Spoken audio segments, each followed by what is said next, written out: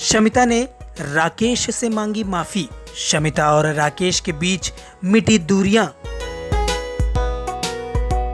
Big boss OTT में शमिता और राकेश के बीच बढ़ रही दूरियां अब मिट चुकी है। दरअसल शमिता ने राकेश से माफी मांग ली है और राकेश को भी अपनी गलती का एहसास हो गया है।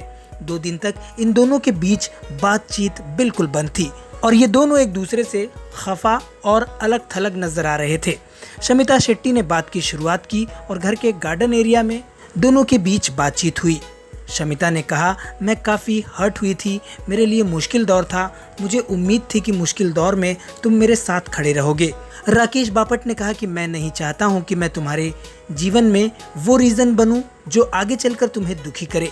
राकेश ने यह भी कहा कि इसलिए मैं तुमसे दूर चला गया था। जिस तरीके के लोग यहाँ हैं, मैं अपने आप को उनके हिसाब से ढालने की कोशिश कर रहा हूँ। मैं इंडिविजुअल खेलने की कोशिश कर रहा था। वहीं शमिता ने लाउड होने वाली बात पर यह बताया कि मेरा निजी जीवन काफ़ी कठिन रहा।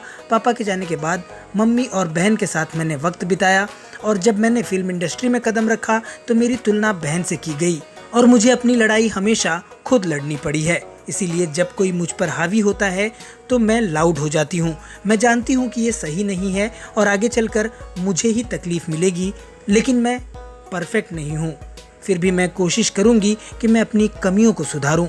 शमिता ने उसके बाद राकेश को आई एम सॉरी कहकर माफ़ी मांगी, जिस पर राकेश ने ये कहा कि मैंने नेहा से भी ये कहा था कि मैं शमिता से कुछ भी नहीं पूछूंगा क्योंकि मुझे हमारे रिश्ते का तमाशा नहीं बनाना है। आगे चलकर दिव्या और प्रतीक की बात हुई। शमिता ने कहा कि दिव्या मेरे साथ बदतमीज होती है तो तुम स्टैंड नहीं लेते। प्रतीक के खिलाफ मैं तुम्हारा स्टैंड लेती हूँ। इस पर राकेश ने शमिता को समझाया कि हमें एक दूसरे के लिए स्टैंड लेने की ज़रूरत नहीं है, हम खुद अपनी लड़ाई लड़ने के लिए काफ़ी हैं। राकेश ने यह भी कहा कि मैं दिव्या के पास बात करने नहीं जाता हूँ, वो खुद मेरे पास आती है। वहीं तुम मुझे दिखाने के लिए प्रतीक के करीब हो रही थी, उसे हग और किस कर रही थी, जिस पर शमिता शेट्टी हंस पड़ी और कहा कि तुम वहाँ जाते हो इसलिए मैं वहाँ गई और अब हमें ये बंद कर देना चाहिए।